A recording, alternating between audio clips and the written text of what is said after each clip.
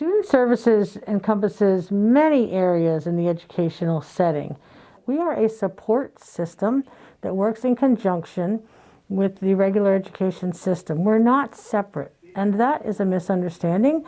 I think that some people think that special ed is over there and it's just those kids. These are all of our kids. We have all of our kids in Hampton Public Schools, and what special education does is, in this big orb of Hampton Public Schools, we just provide another set of services to help our students be successful.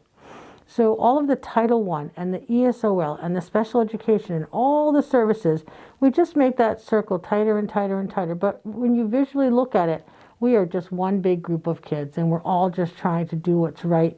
The staff are all just trying to do what's right for all kids.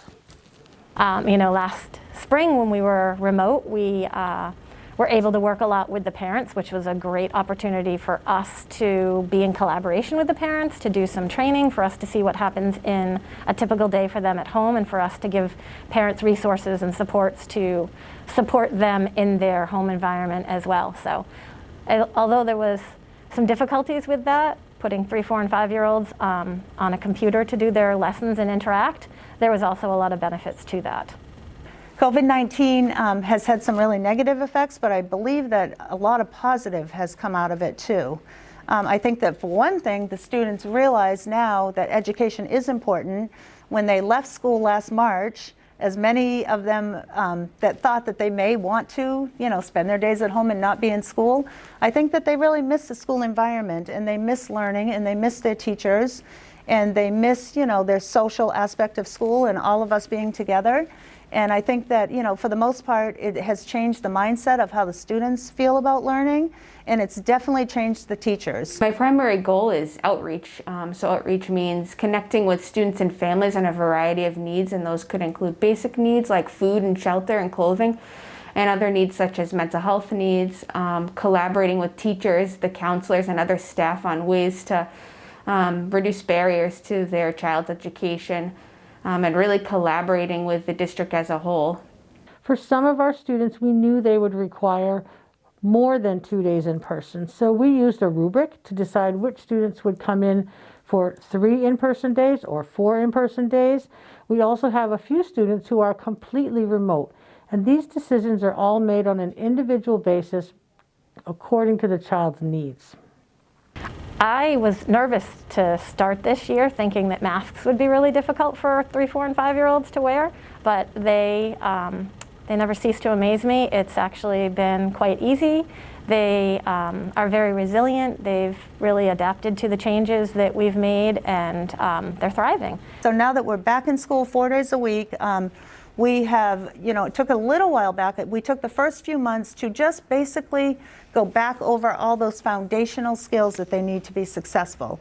Once we felt like, we were back where we needed to be, we started really digging into our curriculum, and I'm happy to say that since the assessment in September, the students have overall shown a 0.4% growth in both math and reading. Counseling and testing, I think for anyone, when you're in a room with someone talking about your feelings, it's usually, there's a level of discomfort. And again, I think that nonverbal communication really helps with that. Students, humans process language after we process visual information. Language is a higher order process. So showing a kid you're proud of them comes much more easily to them than saying it, because they process that visual first. So what I've done is, through body language, tried to make up for that by being much more exaggerated in how I approach and work with kids. We've certainly made a lot of changes in our routine and our program. We try to do a lot of socialization at this level, and that's had to have a new way of looking at it and a new way of going about it. So certainly there's been changes, but we are very fortunate that we're able to maintain the program as it is designed and based upon the needs of each of the individualized students. More families have reached out during COVID-19, and I think that speaks to the economic and financial strain that COVID-19 has put on families.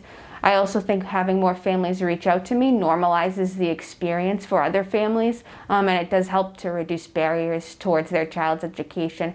And I always encourage families to reach out and really appreciate when they do, because it does take courage for families to reach out. This year, our biggest turning point, I think, was on social emotional learning, and understanding that the students are really impacted by this, and some of them are feeling really stressed and anxious over it, and some of them are feel like life will never be the same.